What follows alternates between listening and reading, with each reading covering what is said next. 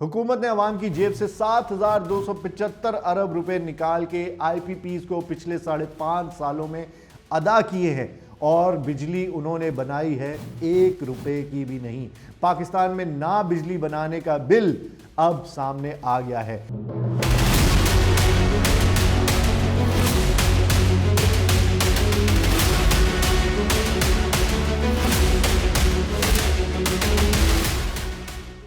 एक मिनट के लिए अपना बिजली का बिल साइड पर रखें और सिर्फ एक सवाल का जवाब दें।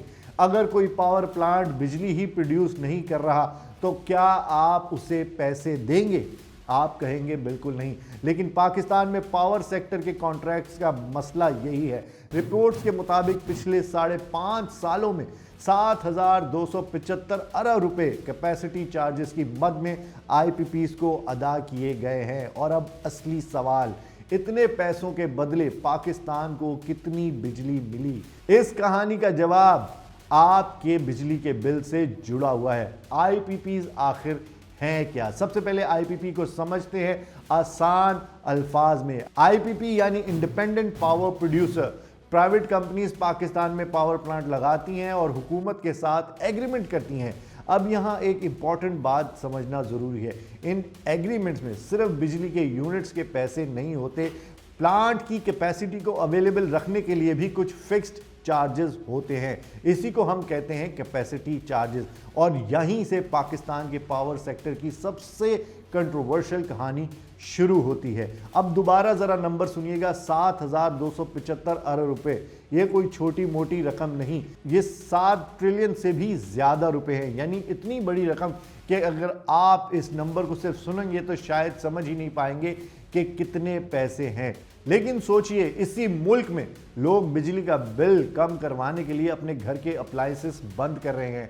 बिजनेसेस महंगी बिजली की वजह से प्रोडक्शन रिड्यूस कर रही है और आम आदमी हर महीने बिल देखकर परेशान है। तो फिर सवाल यह है, पावर सेक्टर में इतना पैसा जा कहां रहा है? अब कहानी का सबसे इंटरेस्टिंग हिस्सा सुने। अगर एक प्लांट की कैपेसिटी 200 मेगावाट है लेकिन डिमांड नहीं है, ये सिस्टम उस प्लांट से बिजली नहीं ले रहा, तो इसका मतलब ये नहीं कि प्लांट्स के तमाम फिक्स्ड कॉस्ट ऑटोमेटिकली जीरो हो जाते हैं।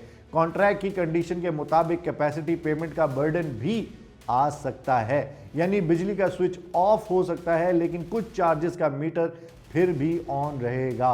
और इसी मॉडल पर पाकिस्तान में सालों से डिबेट चल रही है। अब आइए एक और नंबर देखते हैं। रिपोर्ट्स के मुताबिक पाकिस्तान ने पिछले साल इलेक्ट्रिसिटी जनरेशन की मद में 1023 अरब रुपए पे किए, जबकि कैपेसिटी चार्जेस की मद में 1430 अरब रुपए का फिगर सामने आया।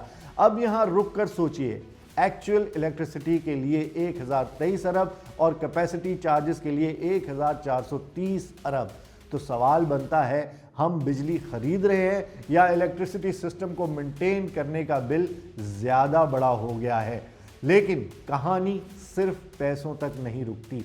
एक और सवाल, क्या गवर्नमेंट वेरीफाई करती है कि प्लांट्स वाकई अपनी कैपेसिटी के मुताबिक अवेलेबल है? सेनेट में नेपरा के एक ऑफिशियल से आईपीपी इंस्पेक्शन के हवाले से सवाल हुआ। ऑफिशियल के मुताबिक वो कई सालों से प्लांट्स की इंस्पेक्शन कर रहे थे, लेकिन उनके बयान के मुताबिक 6 सालों में सिर्फ 30 विजिट्स हुई हैं। यानी एवरेज निकालें तो तकरीबन 5 विजिट हर साल बनती हैं। और फिर सवाल हुआ, पेमेंट्स कैसे होती हैं? जवाब था कि रेलेवेंट इंस्टीट्यूशन बिल देता है और पेमेंट प्रोसेस होती है। अब आप खुद सोचिए, अगर एक कंपनी आपको बिल भेजे तो क्या आप बिना वेरीफाई किए उसे पैसे दे देंगे? नहीं, आप मीटर चेक करेंगे, यूनिट्स चेक करेंगे, बिल चेक करेंगे। लेकिन पावर सेक्टर में सवाल यह है, क्या वेरिफिकेशन और मॉनिटरिंग का मैकेनिज्म उतना ही स्ट्रांग है जितना होना चाहिए? और अगर नहीं तो फिर लॉस किसका है? अवाम का। क्योंकि आखिर में ये सारा पैसा कहीं ना कहीं से आना है और वो पैसा आता है आपके बिजली के बिल से, टैक्सेस से, लेवी से, पेट्रोलियम प्रोडक्ट की प्राइस से और इकोनॉमी में इनडायरेक्टली हर पाकिस्तानी से। आप कराची में हो, लाहौर में हो, इस्लामाबाद या किसी छोटे शहर में, पावर सेक्टर का बर्डन आखिर कंज्यूमर तक पहुंचता है। लेकिन यहां मैं एक इंपॉर्टेंट क्लैरिफिकेशन जरूर करूंगा। यह कहना कि पाकिस्तान हर उस आईपीपी को पैसे देता है जो बिल्कुल बिजली नहीं बनाता, टेक्निकली ओवर सिंप्लीफिकेशन है। कैपेसिटी पेमेंट्स कॉन्ट्रैक्चुअल एग्रीमेंट्स का हिस्सा है। हर प्लांट का एग्रीमेंट, टैरिफ, अवेलेबिलिटी और पेमेंट स्ट्रक्चर अलग हो सकता है, लेकिन असली डिबेट फिर भी वही है, क्या पाकिस्तान ने अपनी इलेक्ट्रिसिटी डिमांड का सही एस्टिमेट लगाया? क्या हमने ज़रूरत से ज़्यादा जनरेशन कैपेसिटी इंस्टॉल कर दी? और क्या हम ऐसे कॉन्ट्रैक्ट्स अफोर्ड कर सकते हैं जहां डिमांड कम होने के बावजूद फिक्स्ड कॉस्ट का बर्डन कंज्यूमर पर आ सकता है? पाकिस्तान में बिजली का क्राइसिस सिर्फ इलेक्ट्रिसिटी का क्राइसिस नहीं, ये कॉन्ट्रैक्ट्स का क्राइसिस है, ये ट्रांसमिशन का क्राइसिस है और सबसे बढ़कर ये अकाउंटेबिलिटी का क्राइसिस है।